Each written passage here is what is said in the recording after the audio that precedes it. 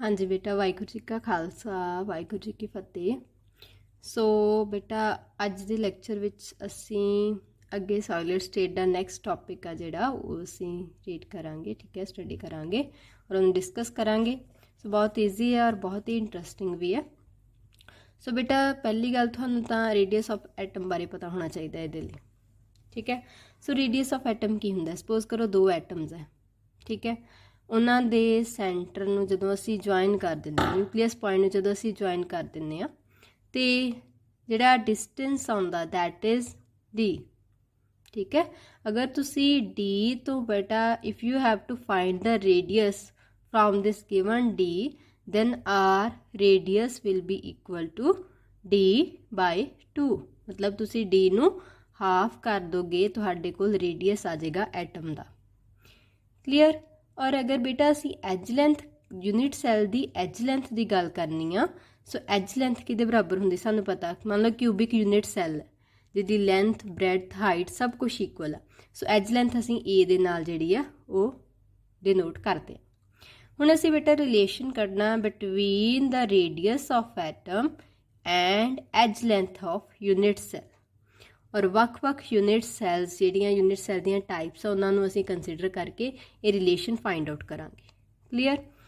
ਸੋ ਬੇਟਾ ਸਭ ਤੋਂ ਪਹਿਲਾਂ ਆਉਂਦਾ ਸਾਡੇ ਕੋਲ simple cubic unit cell. In simple cubic unit cell you know that all the atoms or all the constituent particles are located only at the corners of unit cell. So beta suppose करो साडे कोल A है edge length of unit cell, ठीक है।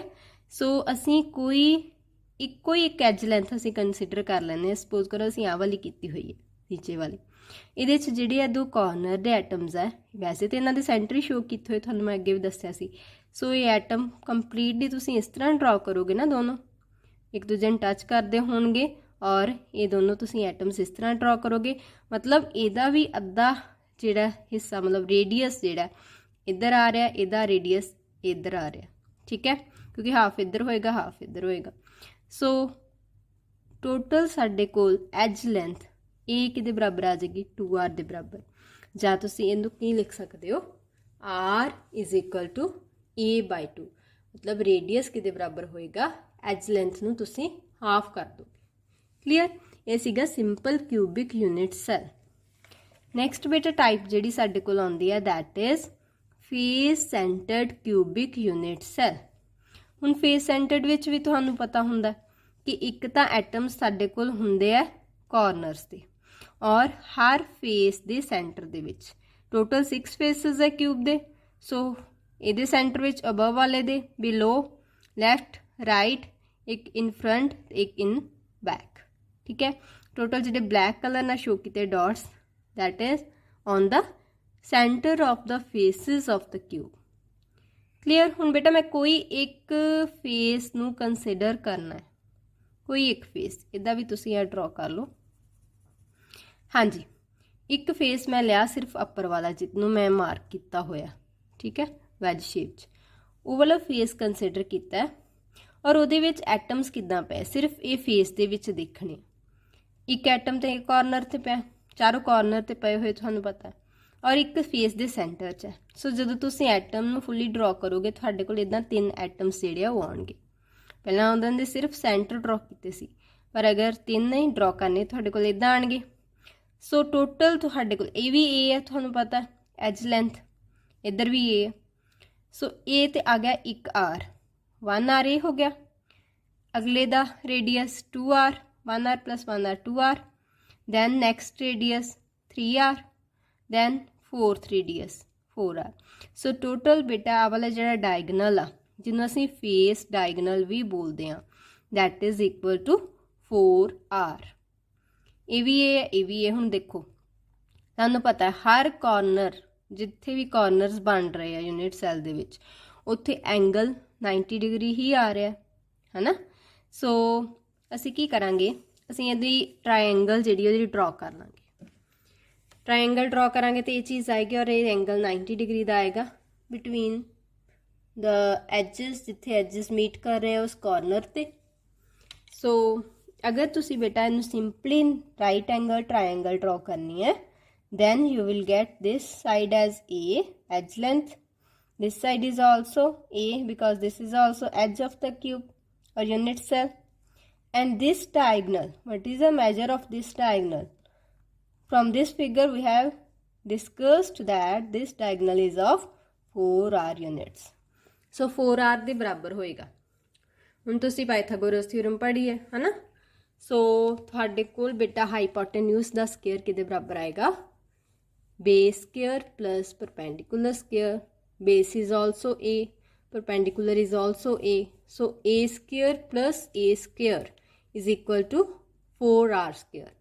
So 2A square will be equal to 16r square. Okay. So you can write A square is equal to 16 by 2 r square. 16 by 2, what is the value? Beta 8, it will be 8. सो तुसी square हटाओ, उधर square root ले जाओ। सो की आएगा इनू solve करके? Under root 8 नू तुसी की लिख सकते हो?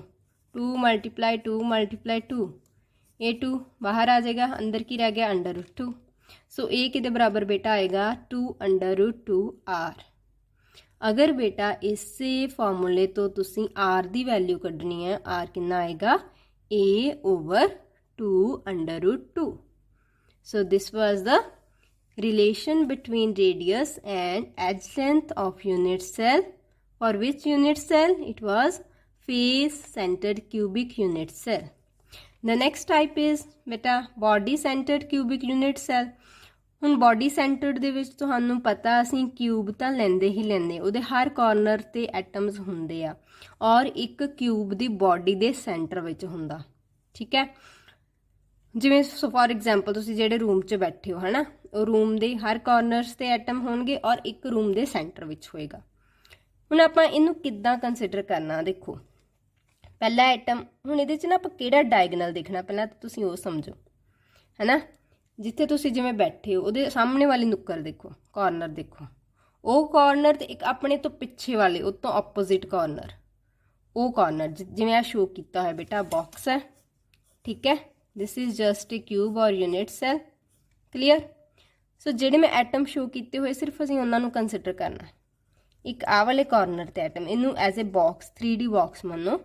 ਇੱਕ ਆ ਵਾਲੇ ਕਾਰਨਰ ਤੇ ਐਟਮ ਹੈ। ਠੀਕ ਹੈ, ਇਹ ਪਿਛਲੀ ਵਾਲ ਆ ਰੂਮ ਦੀ, ਆ ਅਗਲੀ ਵਾਲ ਹੈ, ਇਹਦੇ ਆ ਵਾਲੇ ਕਾਰਨਰ ਤੇ ਐਟਮ ਹੈ।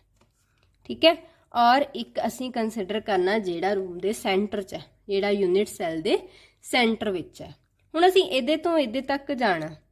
ठीक है, असी केड़ा पाथवे फॉलो करांगे? असी करांगे फॉलो बई पहला इत्थों इधर जावांगे। ठीक है, ए डिस्टेंस कवर करके, नैक्सट फिर ए करके नैक्सट कॉर्नर ते, दैन अगेन असी ए डिस्टेंस कवर करांगे, फिर उस पॉइंट तक असी पहुँचांगे। सो टोटल बेटा किन्ने ए कवर करांगे, किन्ने डिस्टेंस कवर करांगे? 3a। और ये बेटा जिहड़ा डायगनल है ना, that is not known as face diagonal, that will be body diagonal। body diagonal क्यों आ? क्योंकि ये एक तो आ दो कॉर्नर्स ਜਿਹੜੇ ਤੁਹਾਨੂੰ ਪਤਾ ਲੱਗ ਹੀ ਚੁੱਕਿਆ ਕਿੰਨਾ ਕਾਰਨਰਸ ਤੇ ਐਟਮਸ ਪ੍ਰੈਜ਼ੈਂਟ ਹੈ, ਉਹਨਾਂ ਦੋਨਾਂ ਨੂੰ ਮਿਲਾ ਰਿਹਾ ਔਰ ਪਾਸ ਕਿਦੇ ਕੋਲ ਹੋ ਕੇ ਜਾ ਰਿਹਾ? ਸੈਂਟਰ ਦੇ ਵਿੱਚੋਂ, ਜਿਹੜਾ ਬੋਡੀ ਦੇ ਸੈਂਟਰ ਵਿੱਚ ਐਟਮ ਹੈ। ਠੀਕ ਹੈ, ਸੋ ਇਹਦੇ 'ਚ ਬੇਟਾ ਤੁਸੀਂ ਲਿਖਣਾ ਹੈ 4। ਇਹਦੇ 'ਚ ਵੀ ਹੁਣ ਆ ਦੇਖੋ 4r ਹੀ ਬਣੇਗਾ।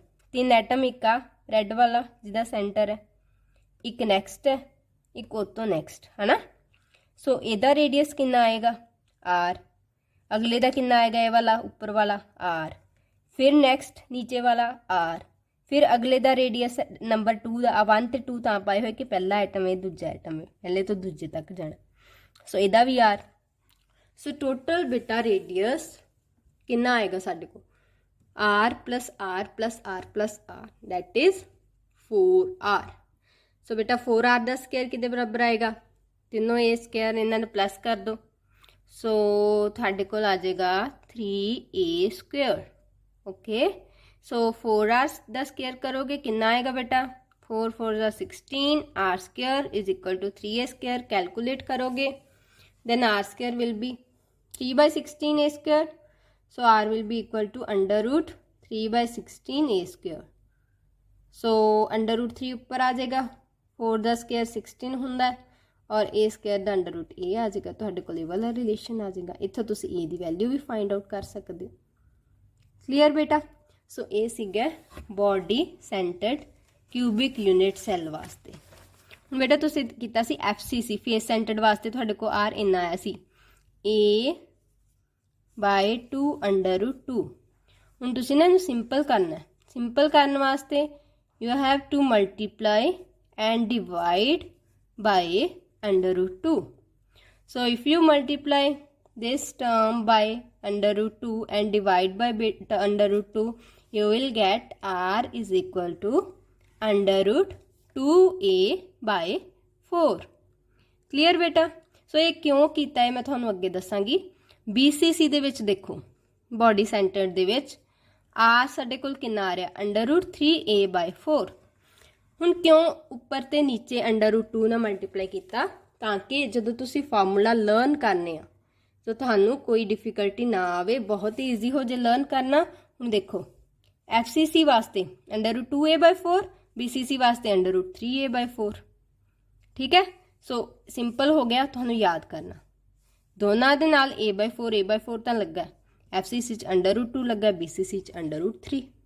अगर तुसी बेटा समरी यदि हुण करोगे जो असीं कर चुके हैं, रैंक किया, रिलेशन किया आईए तिहार दे विच, उन्होंने तुसी टेबुलर फॉर्म च लिखना है, क्योंकि when we will do the numericals in the next lecture तुहानू कोई प्रॉब्लम ना आवे। ठीक है। अगर तुसी इनू लर्न कर लोगे ना सारा चैप्टर, तुहानू अगे एक होर टेबल आऊगा वो भी उहदे नाल, क्योंकि मोस्टली मैं देखा होया इस चैप्टर दे विचों बोर्ड चों न्यूमेरिकल्स ही आंदे आ। न्यूमेरिकल्स तां आने तुहानू अगर तुहानू फार्मूलाज लर्न होणगे, तो फार्मूलाज लर्न करने का एक ही तरीका है कि जो तुसी करदे हो उहनूं टेबुलर फॉर्म दे विच जरूर एक कॉन्सैप्ट जिहा तुहाडे दिमाग 'च बैठ जाता है।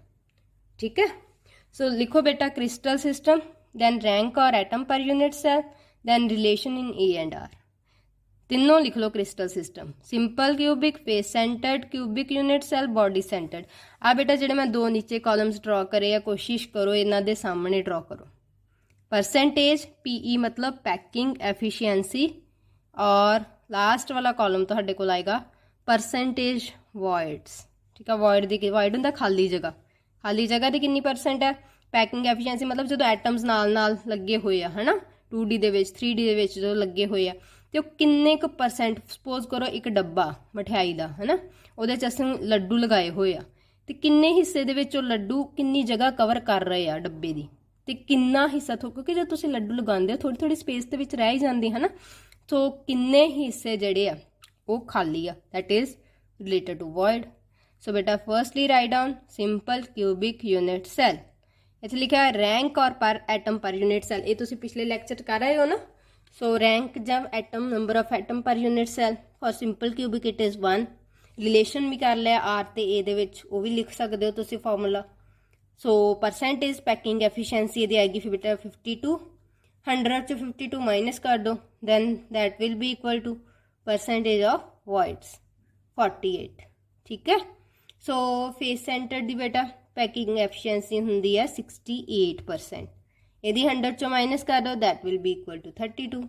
बॉडी सेंटर दी हुंदी है percentage packing efficiency that is 74, यदि माइनस कर दो 26। तुसीं देख रहे हो कि सब तो ज़्यादा जी packing efficiency that is in body centred है ना, खाली जगह घट बच रही है। उस तो बाद फेस सेंटर च भी थोड़ी उहदे नालों घट जाती है, बट जिहड़ा सिंपल क्यूबिक यूनिट सैल आ इहदे च काफ़ी घट है 52% दे लागे। सो इन्ना ही बेटा तुसीं अज दे लैक्चर वास्ते करना है। ठीक है। नैक्सट जिहड़ा टॉपिक आ that we will do in the next lecture next class. So इन्ना लिखना भी है, नोट्स भी बनाने प्लस लर्न भी कर लेना, ताकि अगे तुहानूं न्यूमेरिकल्स करन च कोई प्रॉब्लम ना आवे। थैंक यू बेटा।